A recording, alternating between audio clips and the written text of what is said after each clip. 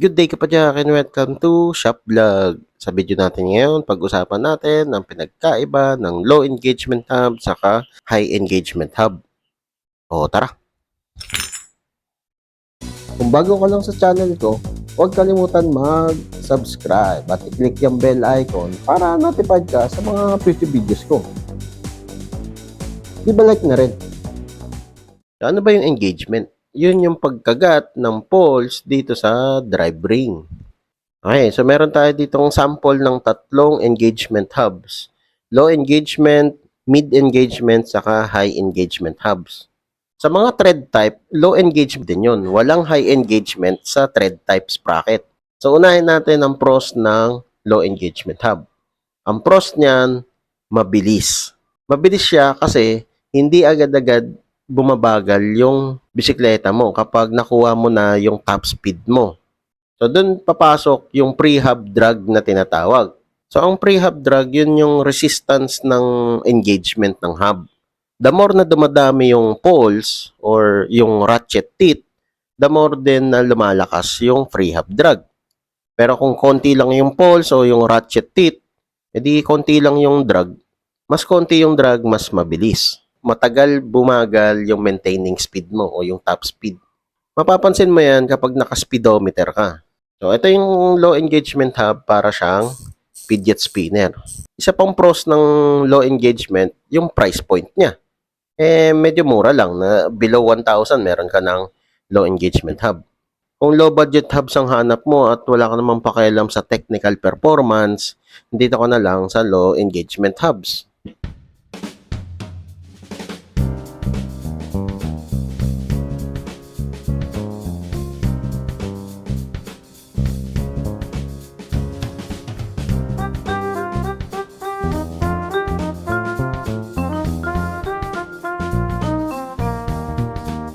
Problema lang sa low engagement hub, mabagal siyang mag-engage o kumagat. So, doon naman papasok yung tinatawag na pedal delay. So, dito, sa 2 poles, ganito yung delay niya. Ayan, o.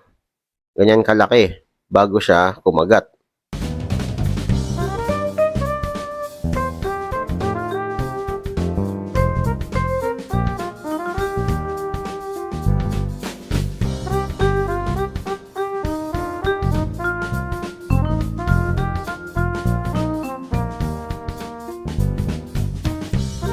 Ito, siningit ko lang, itong mid-engagement hub. Kaya siya tinawag na middle dahil yung performance niya in between nitong low engagement saka high engagement hub. Balance lang. Pero parang upgraded version lang siya nitong low engagement hub.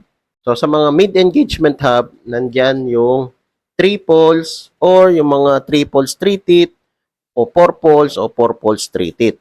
Sa ratchet type naman, ang mid-engagement doon, yung mga 36 teeth. Ito yung kadalasan na makikita mo sa mga road bike wheelset o yung mga gravel bike wheelset. Bihira ka makakita ng 6 poles na wheelset na pang road o gravel. Since nadagdagan yung poles o yung ratchet teeth, medyo nagkaroon na siya ng pre-hub drag. So, parang ganito. Ano? Umiikot pa rin, pero may resistance na. Hindi katulad nito, di ba? Parang fidget spinner. Ano?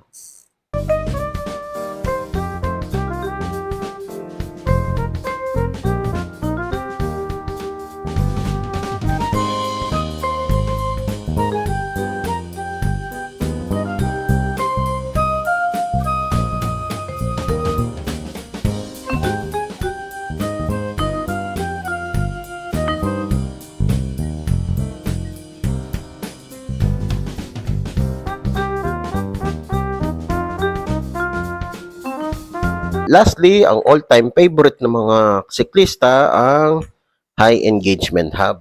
Ito yung mga hubs na maingay. Tinatawag nating tunog mayaman hubs. So, ito guys, hindi to built for speed.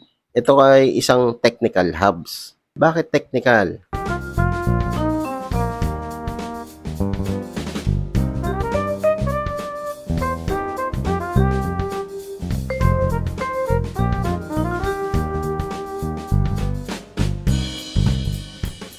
Dahil madami yung poles niya o madami yung ratchet teeth niya, naging mas mabilis yung pagkagat ng pre-hub dito sa drive ring.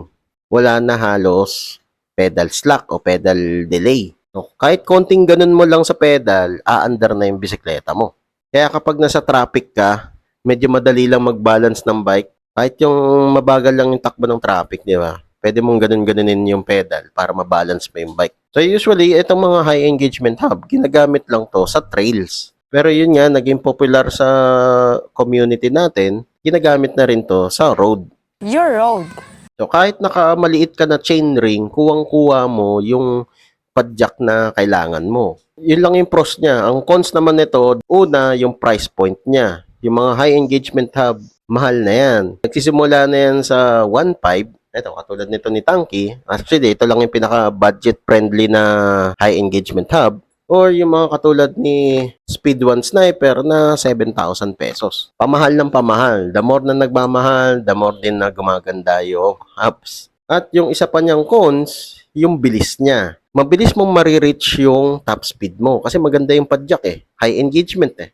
Pero kapag nag-coasting ka na from top speed, makikita mo rin sa speedometer mo, mabilis kang bumagal.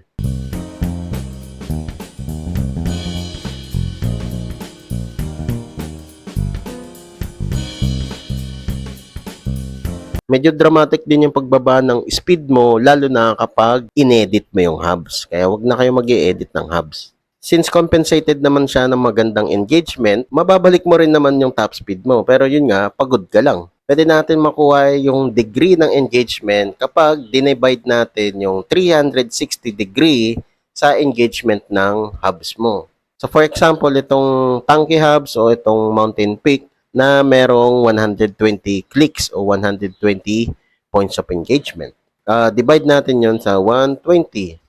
Ang sagot doon ay 3 degree. Ayan, 3 degree yung points of engagement nitong mga to. Pag konti lang yung degree of engagement, high engagement hub yun. Pag palaki naman yung degree, yun naman na yung mga low engagement hub.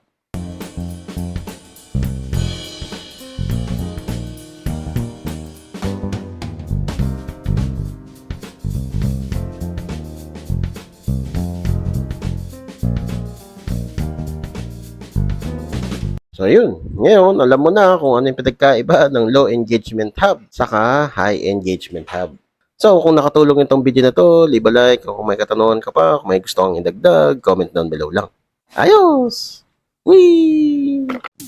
O kapadyak, kung na-enjoy mo itong mga video ko, leave a like at i-share mo na rin sa mga tropa pips mo. Makakatulong ito sa channel. Kung gusto mo pa manood ng ibang video, ito, meron pa tayo. Hindi tayo nauubusan. Ayan, katulad nito, saka ito. Oh, load ka na. Madami pa tayong mga video na i-upload. Kaya, mag-subscribe at i-click yung bell icon para notified ka sa mga future videos ko. Maraming salamat. See you next time.